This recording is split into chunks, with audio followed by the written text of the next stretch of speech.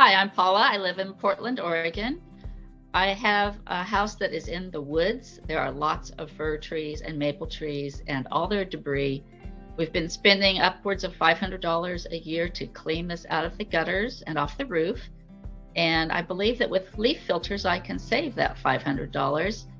Though the cost of the filters was, a reasonable investment, it will save me annual money, and more reliably, I will have better water drainage off of the house.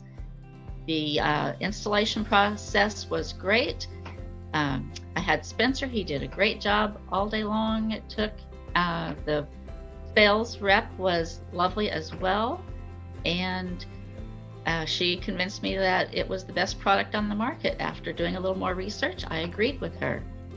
I will be happy to not have any more maple seedlings growing in my rain gutters. As cute as they are, I don't need those. I'm looking forward to seeing how it performs throughout the year. It's only been about 6 weeks, but so far with our heavy downpours here in Portland, it's looking really good.